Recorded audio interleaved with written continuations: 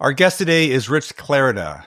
Rich is a well-known academic, and from 2018 to 2022, he was the vice chair of the Board of Governors of the Federal Reserve System. He is currently a professor of economics at Columbia University and a managing director at PIMCO.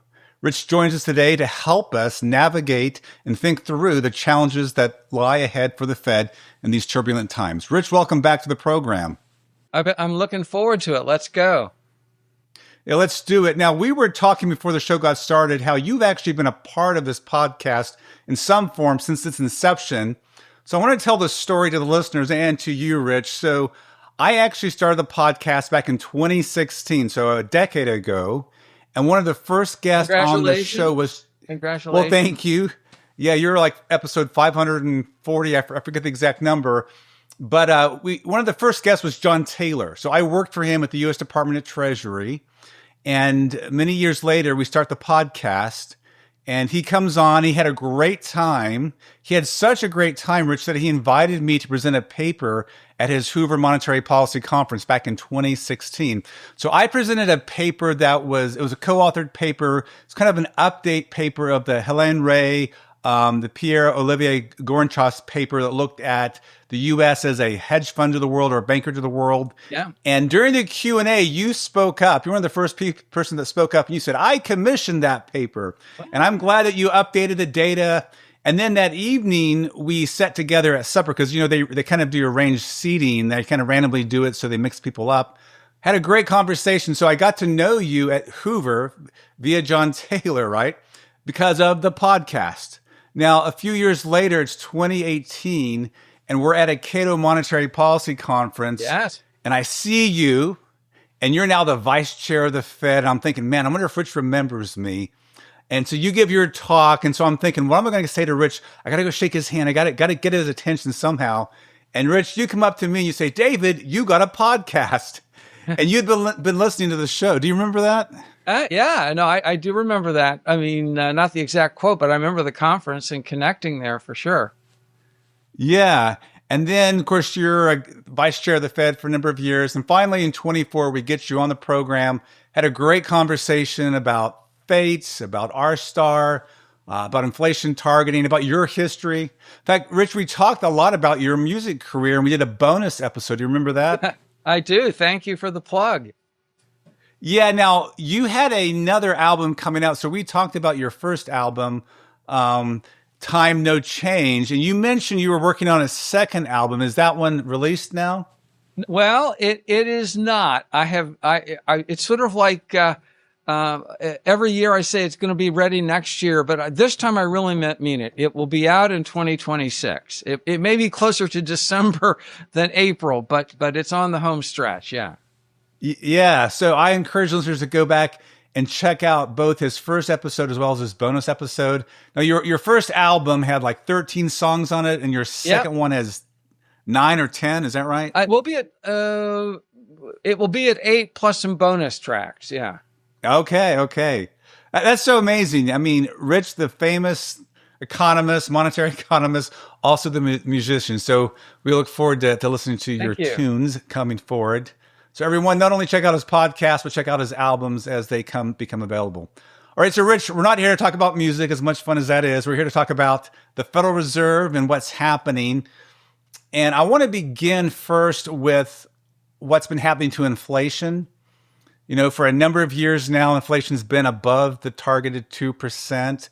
I think it's understandable if you say 21, 22, the pandemic, things were moving fast. We can critique that as well, but let's put that to the side because that was truly a unique period. But from 23 to the present, we see that inflation seems to be stickier, persistently above 2%. And how do you make sense of what's driving that? What do you think's behind it?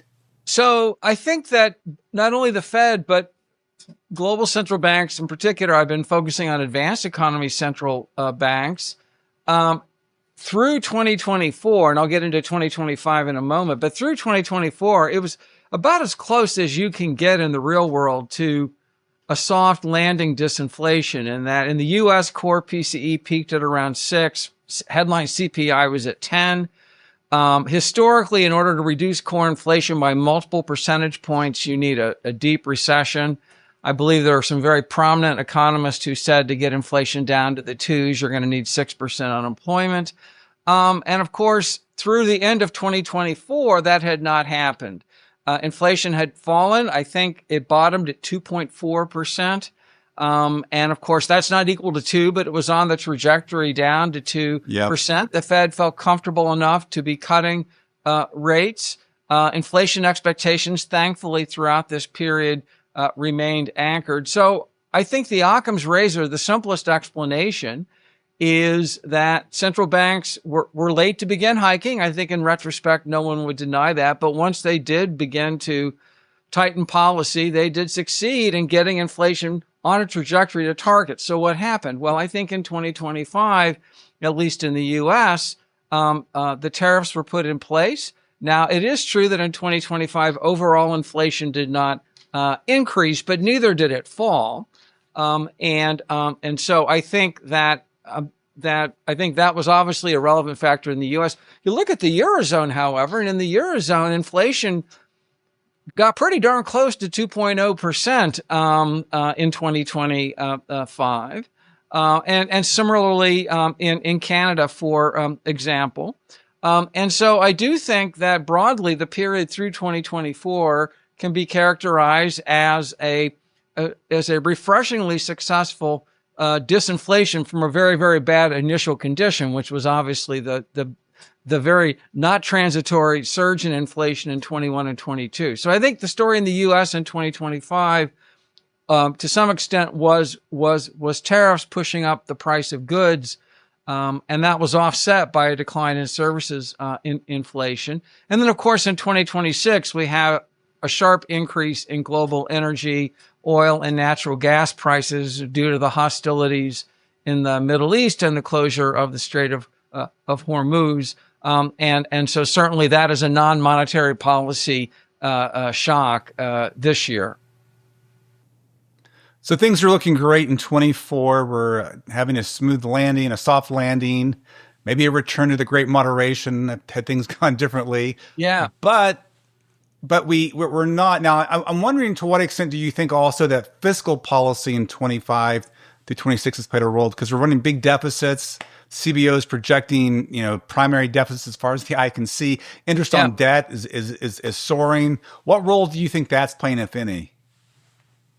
Well, you're absolutely correct that the fiscal deficits seem to be stuck at between 5 and 6% of GDP. And you and I early in our career spent time at Treasury, and in our day that would have been a real eye-popping number in an economic expansion. Basically anything over 2 or 3 is something you would get focused on. But the traditional calculation is what's really relevant is in a growing economy is not so much the deficit is, the net fiscal impulse. And there's reason to think coming into 2026, the net fiscal impulse will be positive because of the One Big Beautiful bill. And so I think that, that could at the margin be a factor this year. On the other side of the ledger, of course, some of the incremental stimulus, if you will, that we might see from the Big Beautiful Bill may be offset depending on how long oil and natural gas prices remain elevated. But you're absolutely correct that the U.S. is and has been for some time on an unsustainable fiscal path. And so, as Herb Stein, the legendary economist, once said, something that cannot go on forever will stop. And so at some point, perhaps in the next decade, Washington will come to its fiscal senses and we'll get fiscal consolidation. But I agree with you. That doesn't seem to be a near-term prospect. Are you surprised that Treasury markets haven't seen higher yields given this fiscal outlook?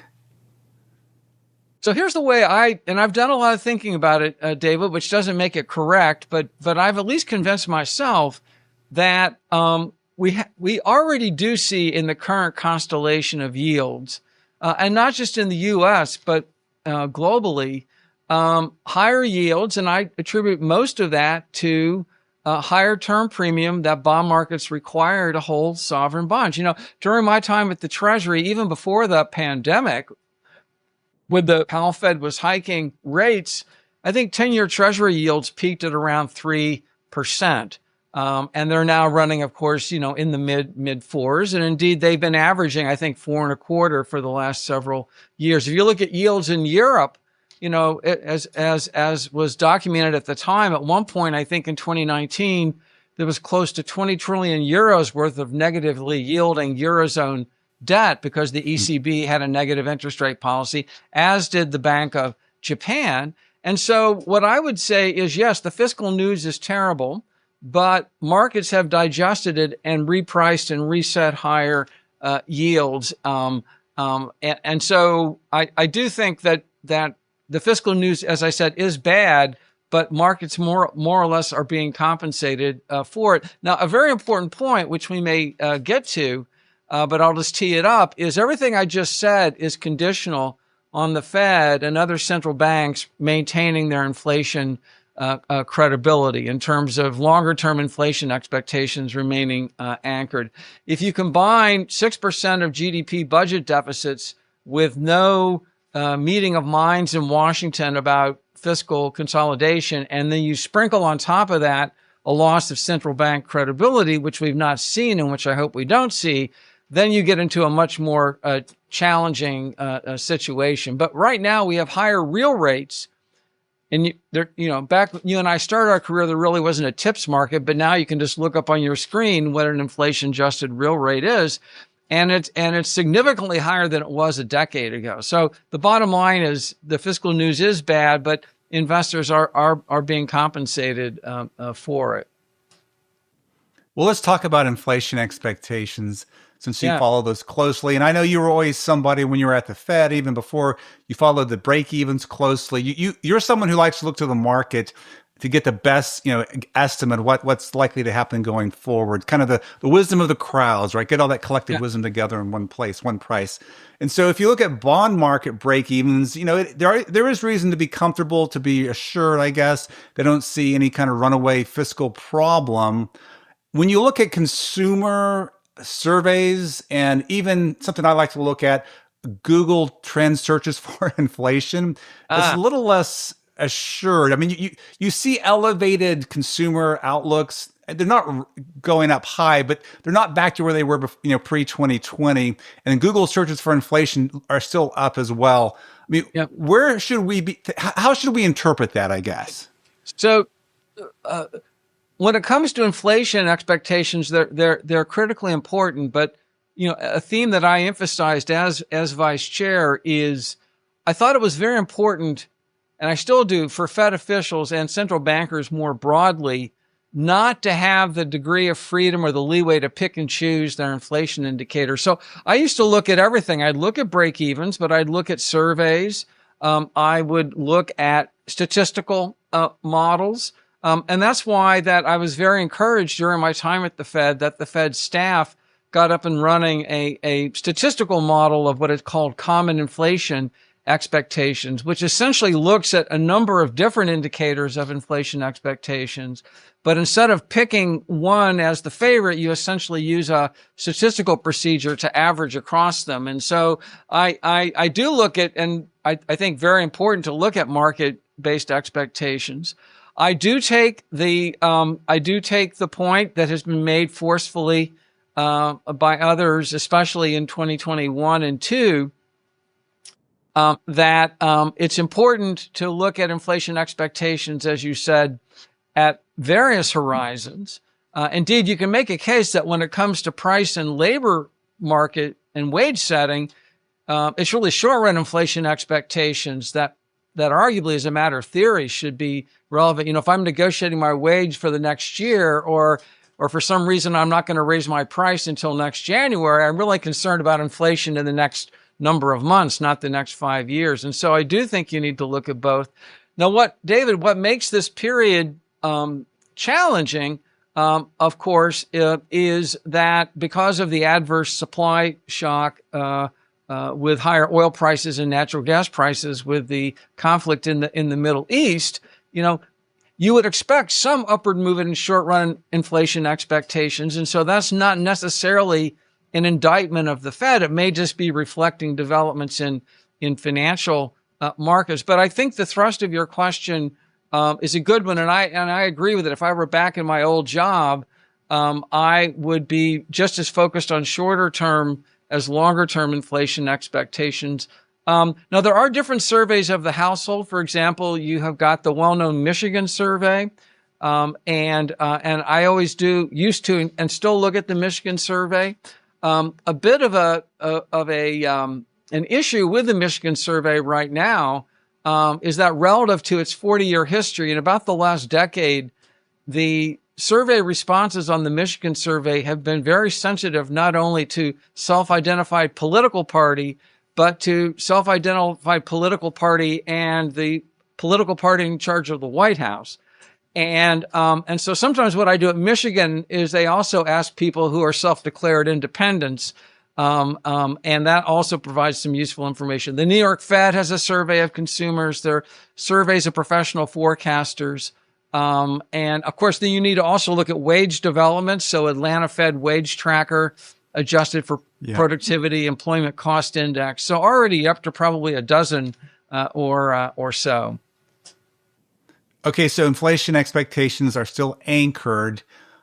Do you worry, though, at all that there's this kind of once bitten, twice shy psychosis in the American psyche, that we went through the COVID inflation, therefore we're much more price sensitive should we see a spike in inflation from tariffs or the war? I think it is a risk case. It would not be my base case. Okay. But honesty just compels me to say, I went back and read a speech I gave at a Boston Fed conference in 2010, in which one of the sections of the remarks, which later came out of the Journal of Money and Credit and Banking, was, should we be confident that inflation expectations are anchored? And I argued, possibly not. All we knew in 2010 was that inflation, had been, at or below 2% for a while, but it could simply be extrapolative behavior looking backward. And so in that issue, the issue was, suppose inflation is below 2% for a number of years, do inflation expectations stay anchored? And I think for the most part they did in the 2010s, although, during my time at the Fed 2018 and 19, there were some governors, including myself, and presidents who did comment that measures of inflation expectations were operating at the low end of what we would consider to be consistent with price stability. And so, yes, I think given that it's now 21, 2, 3, 4, 5, we're now going into the sixth year in which inflation will be above a target. It's certainly something I think policymakers need to be attuned and attentive to. It is remarkable, though, looking back, how resilient inflation expectations have been, how resilient the U.S. economy has been. I mean, there was talk a few years ago about a recession. We didn't have that. So maybe we need to give more credit to, inflation fighting credibility of the Fed, to the resiliency of the U.S. economy. And we got to be careful stewards, but we also need to be grateful that we have such a robust system in place. Yeah. Well, and to pick up on that point, there's an old saying in baseball that sometimes you'd rather be lucky than good. And I think if you're a monetary policymaker, you want to be both good and maybe have some positive luck. I do think that one can make a case that the U.S. has been lucky in two senses. One, we have an incredibly innovative, efficient, and successful tech sector, which is really the envy of the world. And it's also a sector that is able to tap capital markets and expand, do bricks and mortar. You and I remember back in the days when tech was part of the weightless economy, which was all ideas and software.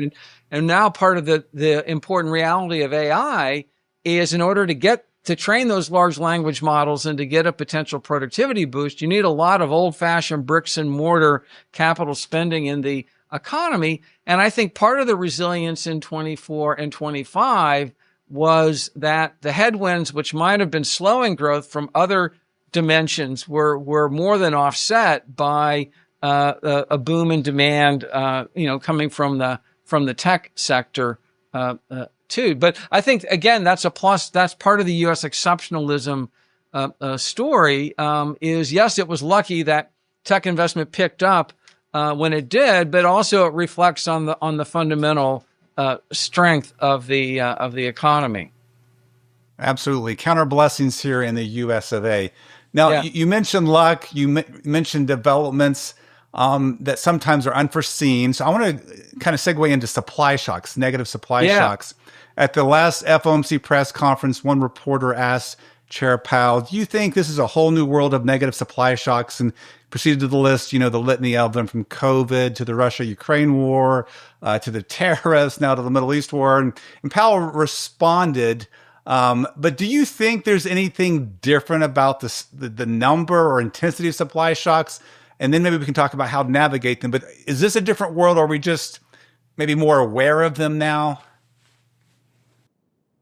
So this is a fascinating question along a couple of dimensions. And that's one reason I love your podcast, because you tee up questions that appear to be pretty straightforward, but I think they're pretty nuanced here. So yes, I mean, demonstrably, look, COVID's a once in a century exogenous public health catastrophe. Millions of people died. It was not clear there would be vaccines.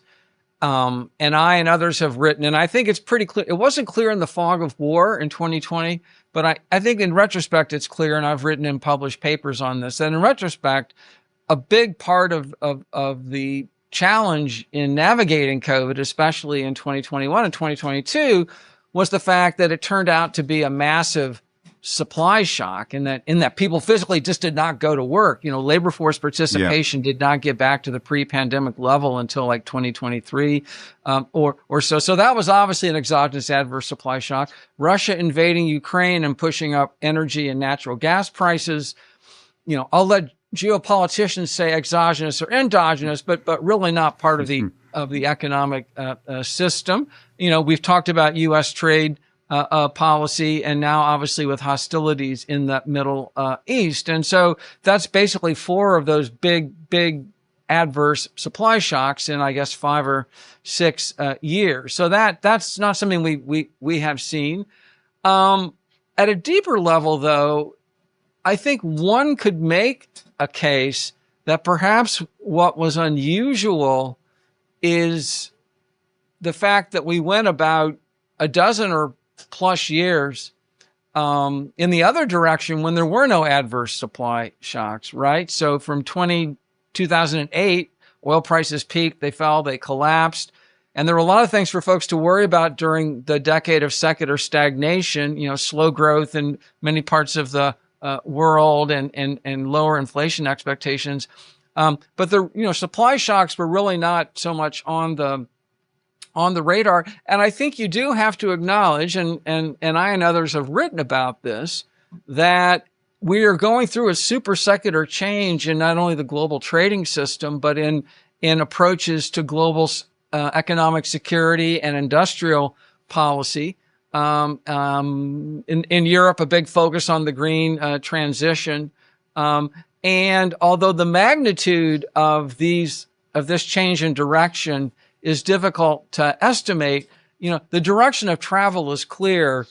Friendshoring, onshoring, making supply chains resilient, and all the rest are almost by definition going to put some upward pressure on prices and the cost structure, because if they didn't, they would have been adopted earlier as part of the great globalization wave. And so I think we may be in a period where we don't have these big, multiple sigma adverse supply shocks, but we could be in an era, and I've written this with my colleagues at PIMCO, we could be in an era, and I think we actually wrote this in 2023 for the first time, in an era in which shocks to supply are going to be as big a part as shocks to demand in terms of global business cycle volatility. One other thing. Go ahead. Yeah. I have a little soapbox issue here. So since you've got such a wide following, I'll get on the David Beckworth soapbox. Let's do it. But one thing, and now I'm putting on my professor's hat, but you've got a very sophisticated listener audience. And so one thing that you'll often hear, and I probably have said it myself in TV interviews, is that, there aren't things that central banks can do about supply shocks. So cutting rates is not going to create barrels of oil or natural gas to boost productivity. So that's factually, that's demonstrably true. But importantly, and this is really, I keep coming, whenever it's about monetary policy, within 5 minutes, you'll hear the word Milton Friedman appear.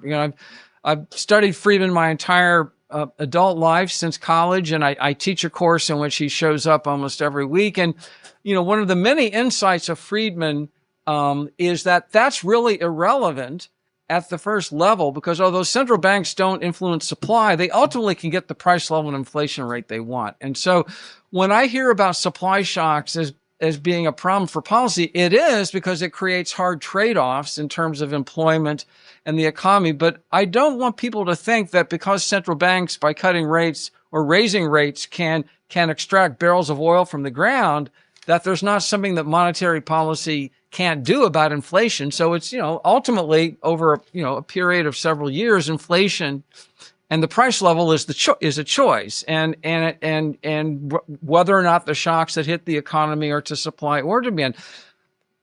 The reality, and I think where this is relevant to central bankers, is that their jobs are much easier when the shocks are to demand.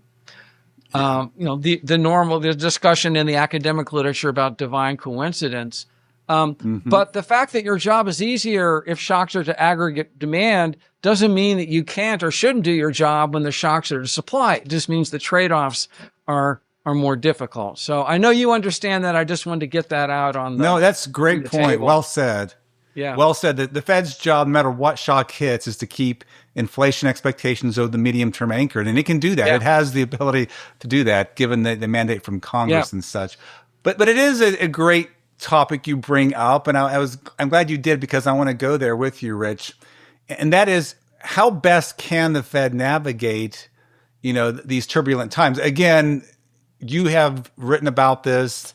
You're one of the chief architects of the new Keynesian model. I mean, there are ways to do this, but one of the implications that come out of that is you need to look through supply shocks. Negative supply shocks are positive, but particularly negative supply shocks, because they raise inflation temporarily, as long as we do have inflation expectations anchored. Now, in some developing countries, as you know, because you do international finance as well, they don't have that luxury, right? They don't have anchored inflation expectations. So they've got to bite the bullet and raise policy.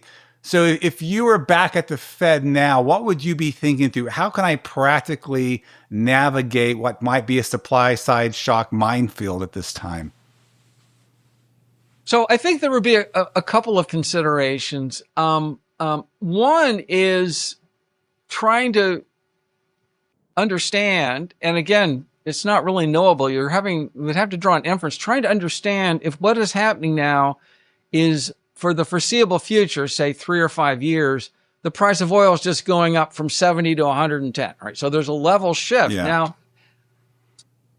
in that world, eventually the effect of the higher oil price is not inflationary, because at one point, the year over year effects, and then at that point, you're really talking about base effects, but you're also talking probably about a pretty substantial hit to growth and employment. So I think the more durable and persistent the Fed and other central banks believe this is, the more difficult is their job. Let's think of the other case where the oil futures market is right. And so right now, if you look at oil futures, again, futures traders can be wrong in oil markets just as they can in stock markets or the bond market. But if the oil futures are right and real people are betting real money on this, then the oil futures market says within a year, oil prices are going to be back down into the 70s or maybe, low 80s for Brent, which is basically the level of oil prices in 2024 and 2025. So in that world, it's transitory in two senses, in the sense that it will have a permanent effect on the price level, but it will be transitory in terms of inflation because the shock itself unwinds.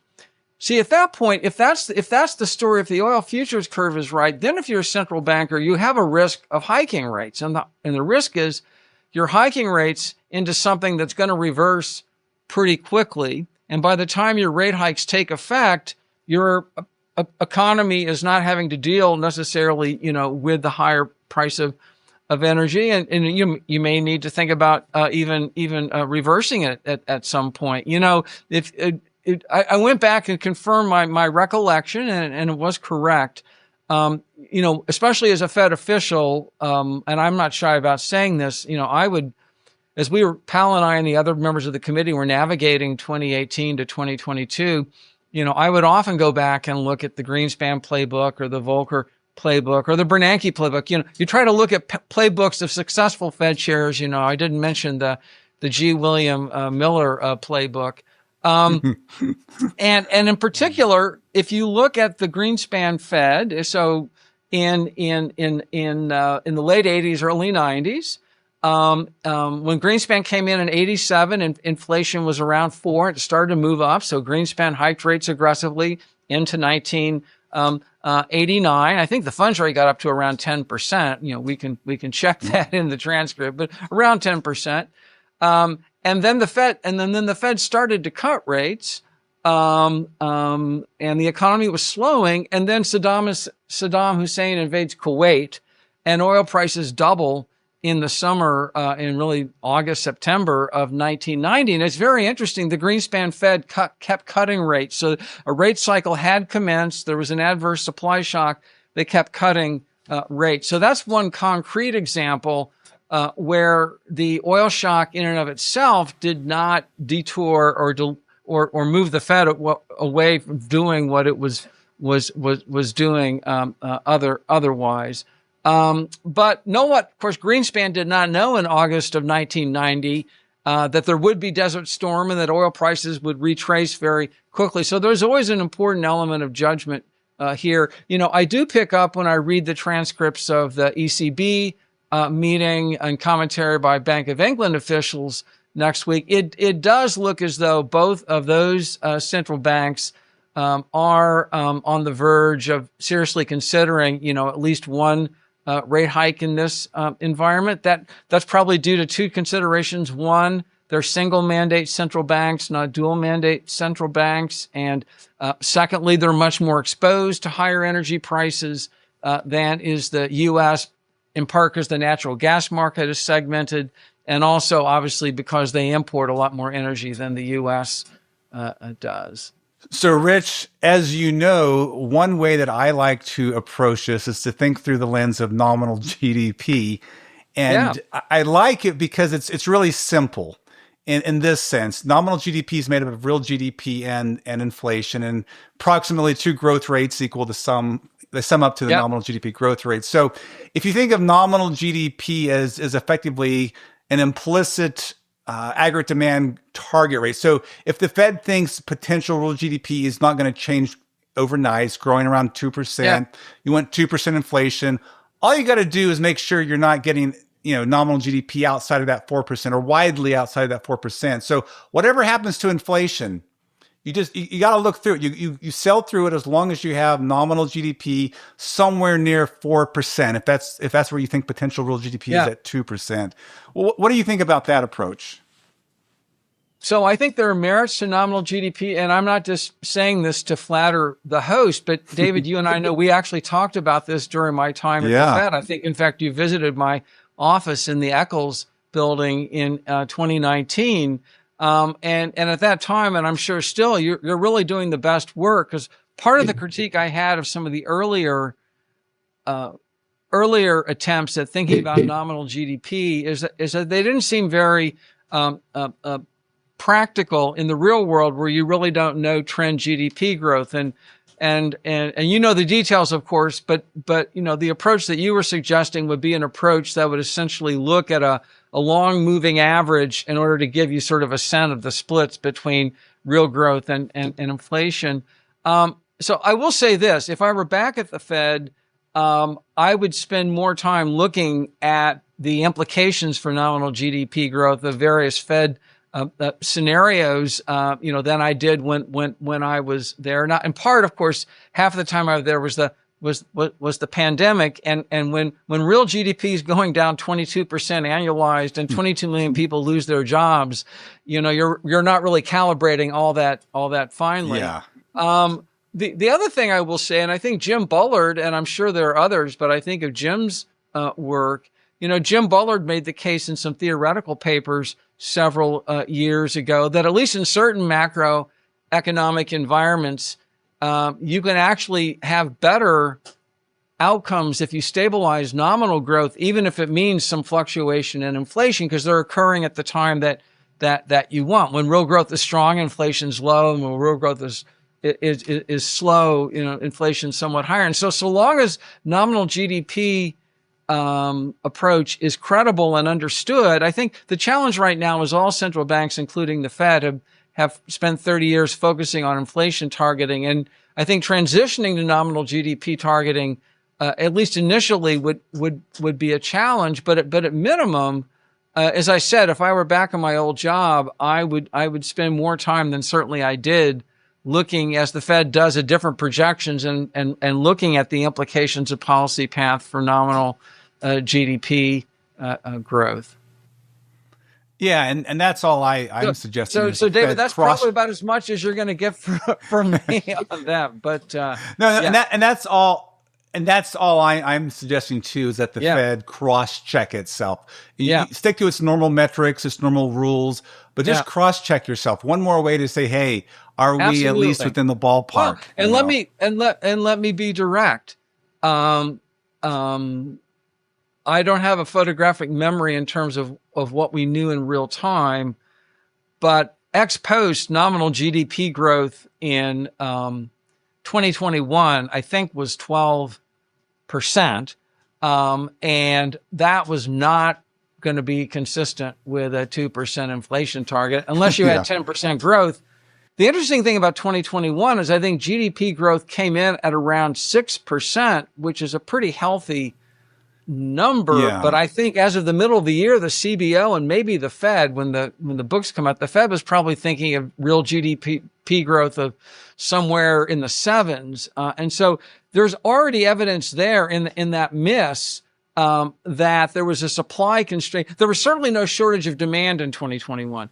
And we have had periods when the U.S. economy has, if you look at 1983 in the Reagan administration, I think 1983 growth was around 8%. So we had periods with 8% growth and strong demand, but that was not the case in 2021. So that would have been a period in retrospect in which cross-checking with the nominal GDP would have been quite helpful. Yeah, and to be fair, in real time, this is difficult. There's big data revisions to nominal GDP. So I'm someone, as you alluded to earlier, I look at forecasts, kind of moving average of forecasts, which is better than looking backwards, at the rear view mirror.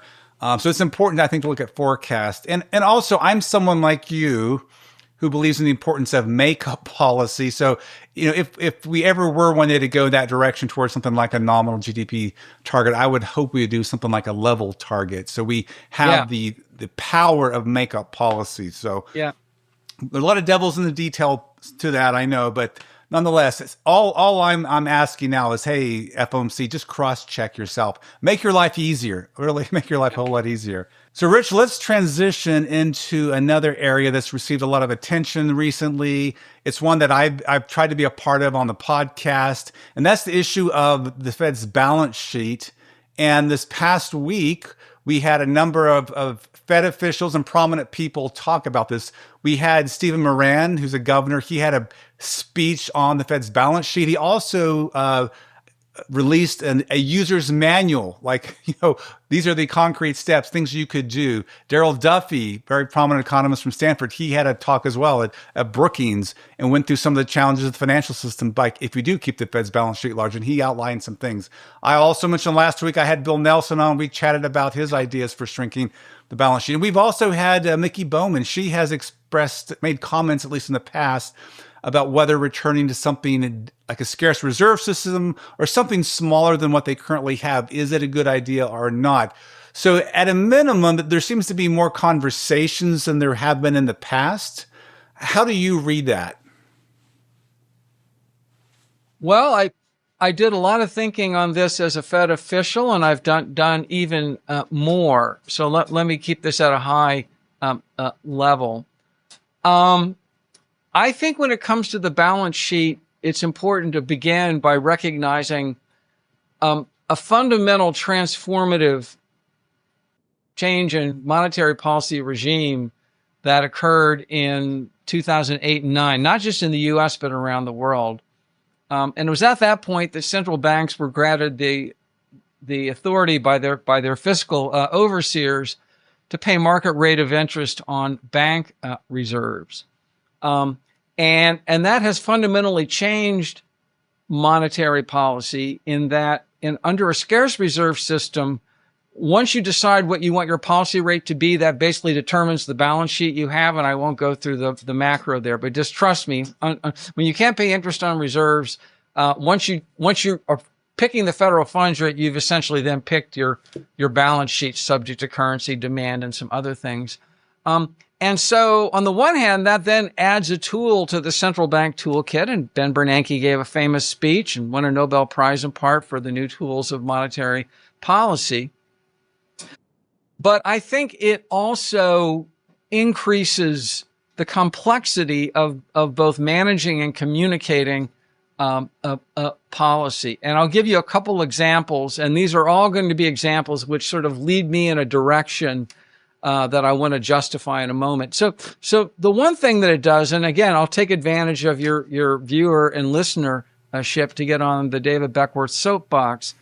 But one thing that is absolutely fundamental about talking about the Fed's balance sheet in a world in which bank reserves, settlement balances pay a market rate of interest, which is the world that we're in today, is that quantitative easing or purchasing treasuries in the secondary market with bank reserves does not extinguish debt, nor does it eliminate coupon payments. It merely changes the maturity composition of a given stock of government debt determined by the Treasury from fixed to floating rate. And once you understand that, I think it completely changes the way you think about the size of the balance sheet, the composition of the balance sheet, because I think a lot of us we're of an age and of a vintage in which we're very familiar with the world that existed for many, many decades and longer, maybe even centuries, in which bank reserves typically did not pay market rate of interest. Then it was okay as sort of a rule of thumb to say, oh, the Fed or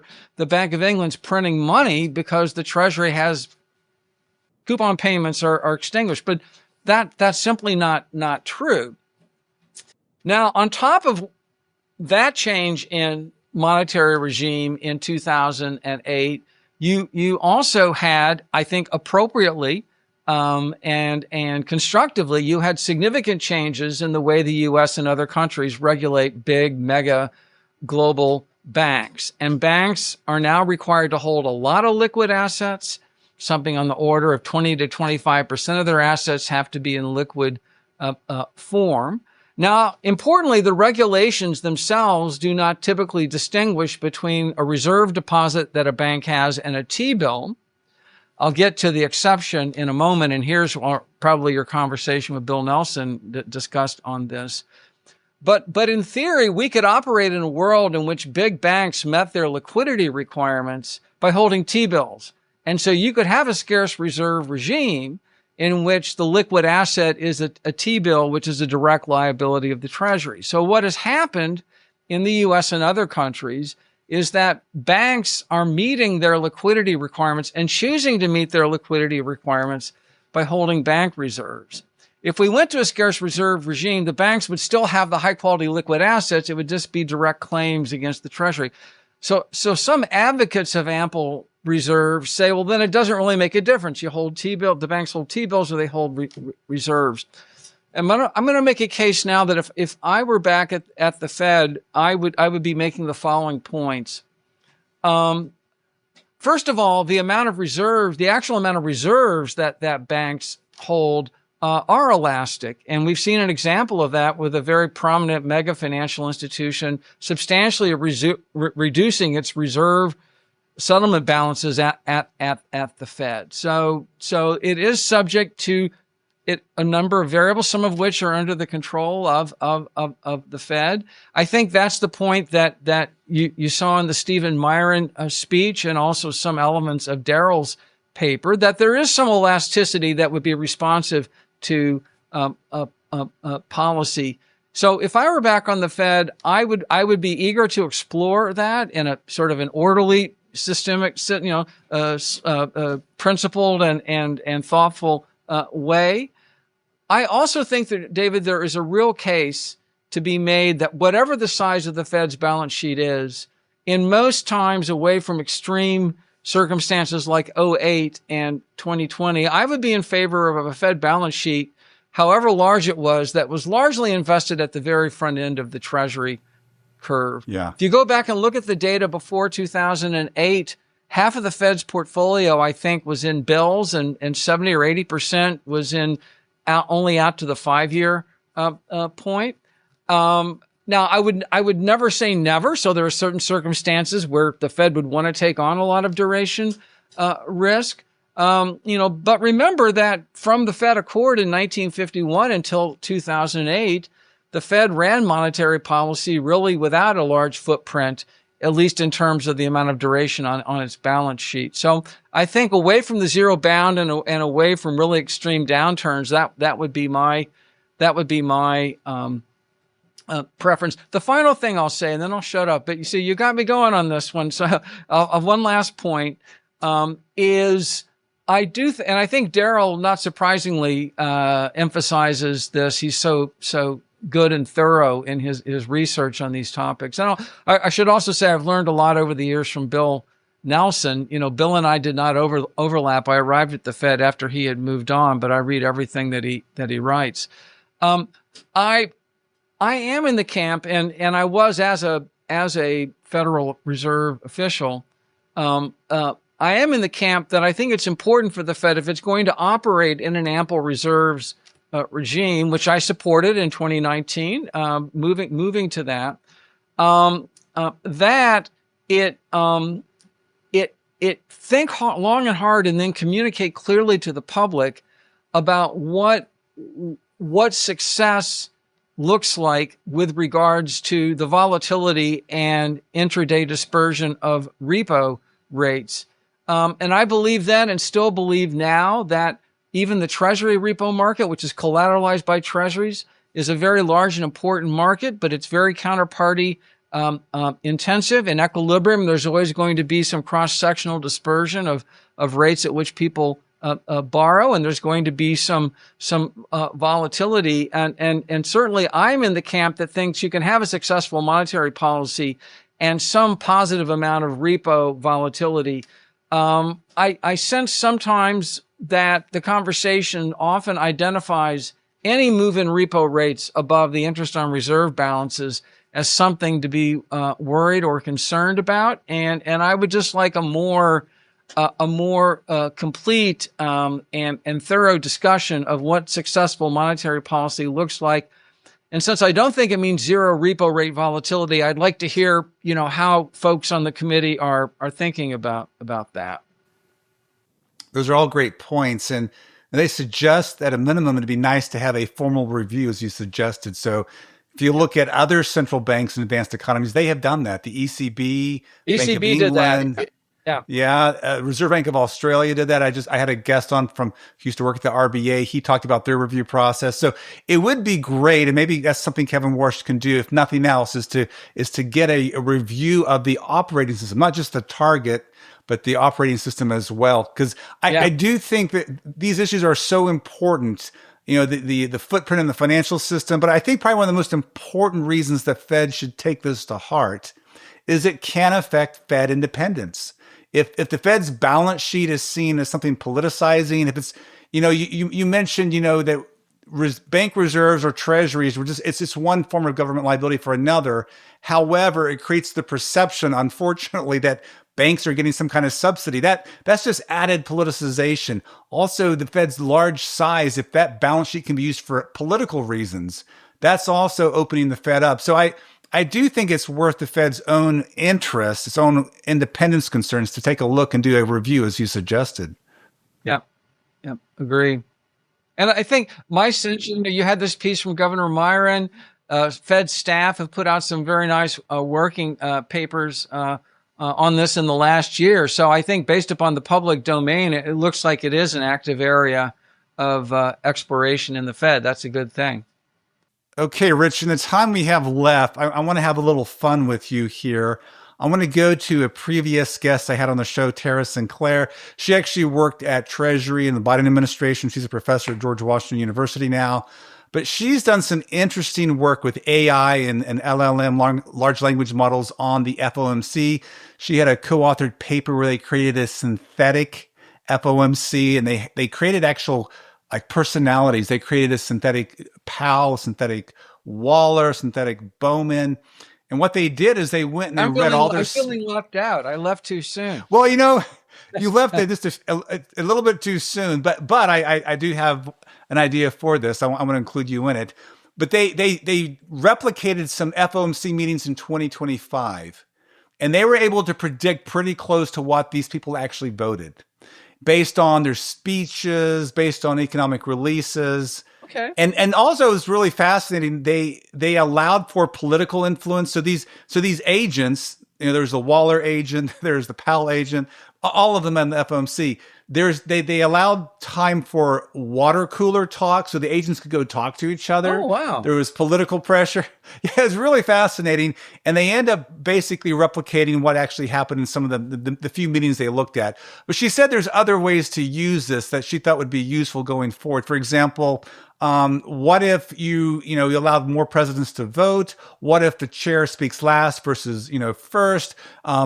Just different dynamics on the FOMC. How would that change it?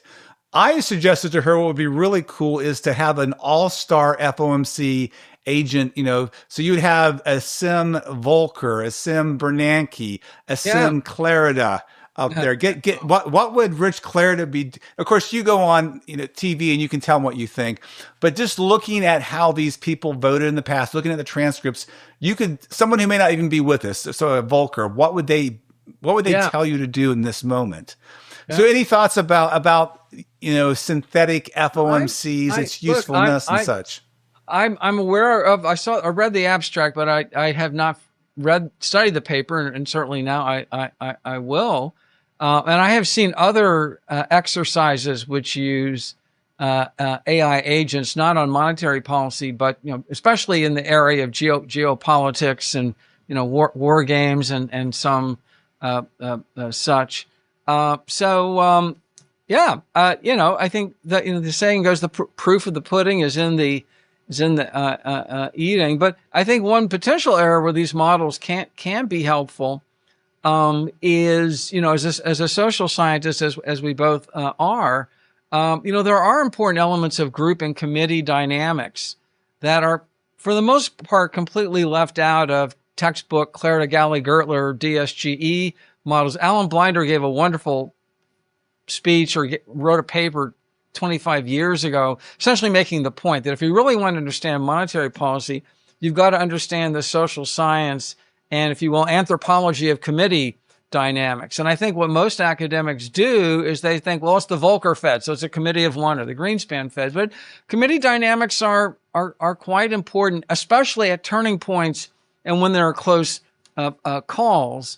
And this is potentially an area where multiple simulations of models like this could give us some insights into thinking about committee dynamic, especially because these are repeated games. It's not like you have a new FOMC each meeting, right? So people are, some, like during my time, for example, the Fed benefited enormously from the fact that folks like Charlie Evans and Jim Bullard and Esther George and Eric Rosengren had been on the committee for a very long time and had a lot of institutional wisdom. And of course, by now, Jay Powell's been on the committee, I think, for approaching 14 years as well. So, yeah, this is also fascinating.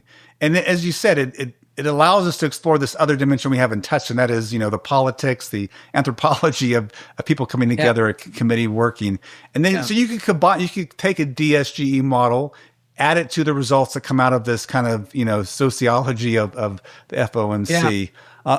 I also think, though, Rich, this would be fun to, resurrect Milton Friedman. He had that K% rule, right? Now, I'm not saying we go to a K% rule actually, but maybe take some Taylor rules, whatever your favorite rule is, get real-time data, have the AI run it, give you a daily update on what Fed fund rate should be at a point in time. Yeah, yeah. Well, I've seen, not with AI models, but, there are folks out there who have proprietary, daily activity indicators. There's like the Billion Prices Project with daily Oh inflation. yeah. It's sort of basic. And in some early work of mine from 20 years ago, I was using daily data on forward real interest rates to give sort of a daily R star estimate. So yeah, especially once you acknowledge that central banks are always learning. And so every day data is not only useful if you're a central banker because it's telling you about where the economy is, it's actually helping you improve your inference about unobservable parameters like potential output or the neutral interest rate.